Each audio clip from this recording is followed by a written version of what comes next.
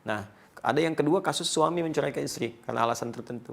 Nah, kata Al-Quran, kalaupun kemudian terjadi perpisahan itu, lalu si perempuan mendapatkan calon yang dia lihat bisa menjadi imam yang baik, kan? Persyaratan-persyaratan kebaikan terpenuhi secara syar'i, maka nasihat Al-Quran, fala ta'dhuluhunna, kata Allah, hei para wali, nah, jangan persulit mereka untuk menikah. Ya, beri jalan.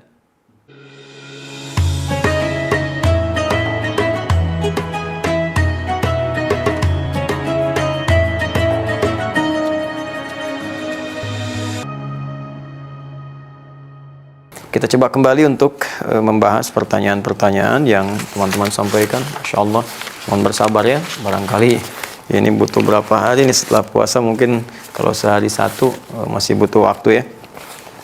Coba kita lihat yang ini nih.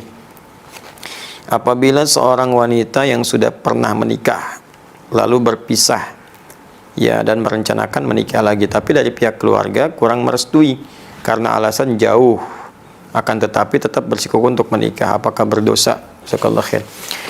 Kasus ini kalau kita lihat dalam Al-Quran, teman-teman buka Al-Quran surah Al-Baqarah ya, ayat 232 ya, wa idza talaqtumuhunna ya fabalaghna ajalahunna fala ta'dhuluhunna an yankihna azwajahunna idza taradaw bainahum bil ma'ruf ya dzalika yu'adzu bihi man kana minkum yu'minu billahi wal yawmil akhir. Baik, kata Allah, bahkan di ujungnya dzalikum azkalakum athhar ya. Nah, Allah menyampaikan jika seseorang laki-laki pernah mentalak perempuan ya, cerai di sini, suami istri bercerai. Nah, kemudian yang perempuan itu berniat ingin nikah lagi. Nah, dia punya calon pengen nikah lagi, tapi bukan karena cerai ini karena faktor orang ketiga, bukan. Kalau itu minta cerai karena alasan ada orang lain, itu dosa hukumnya. Ingat, orang perempuan yang minta cerai bukan pada hal yang dibenarkan oleh agama, tidak dibenarkan secara syariat, maka diharamkan baginya mencium bau surga. Hati-hati ya, jadi perempuan-perempuan hati-hati. Kecuali kalau syarat satu dibenarkan ya. Kalau dari perempuan misalnya minta mengajukan khulu' karena perilaku laki-laki, misal mohon maaf dibuktikan secara meyakinkan menzolimi secara fisik ya, bisa menyebabkan misalnya fisik terluka, bisa mengancam kepada nyawa ya. Atau yang kedua bisa mengancam kepada iman, ada yang ke fisik, ada kepada iman. Pada iman itu dilarang sholat, disuruh minum minuman, disuruh mabuk, disuruh macam-macam yang buruk lah ya. Nah itu terancam itu dan tidak bisa dinasehati, tidak bisa difasilitasi, tidak bisa ditengahi. Maka boleh mengajukan khulu namanya ya, untuk perpisahan. Nah, ada yang kedua kasus suami menceraikan istri karena alasan tertentu. Nah, kata Al-Quran, kalaupun kemudian terjadi perpisahan itu, lalu si perempuan mendapatkan calon yang dia lihat bisa menjadi imam yang baik, kan?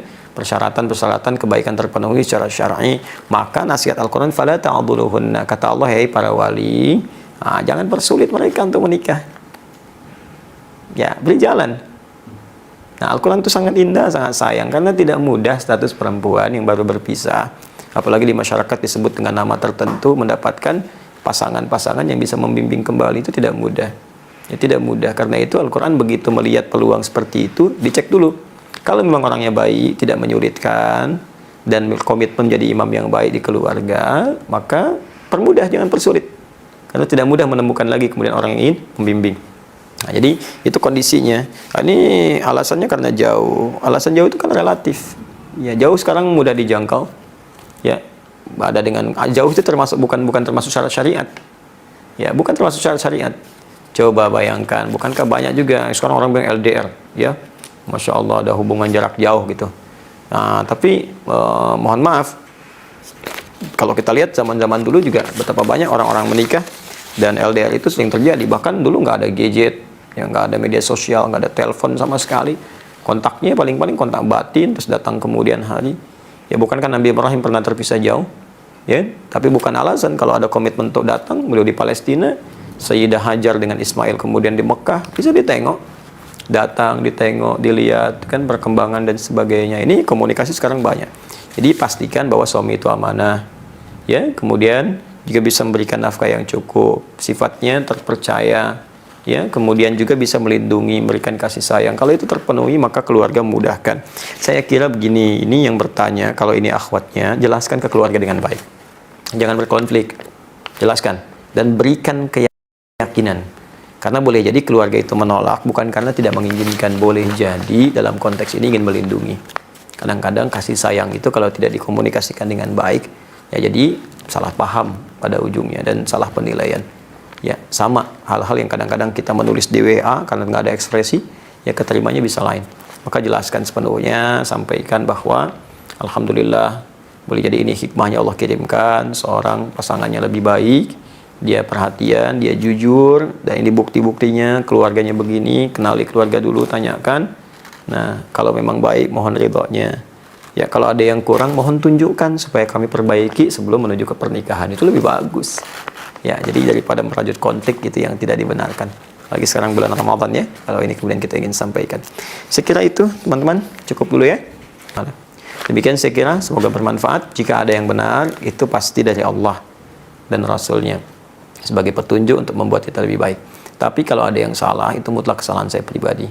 Ya, sudah capek kalau digali, ya pasti akan ketemu salah saya. Cukup dikoreksi, nanti saya betulkan, kemudian ambil pendapat ustadz lain yang lebih baik. Ya, itu akan lebih mulia, lebih objektif, dan insya Allah bernilai baik di sisi Allah Subhanahu wa Ta'ala. Subhanakallahumma wa bihamdika asyhadu an la ilaha illa anta astaghfiruka wa atubu ilaik wa akhiru da'wana alhamdulillahi rabbil alamin. Allahu minkum, adi hidayat. Assalamualaikum warahmatullahi wabarakatuh.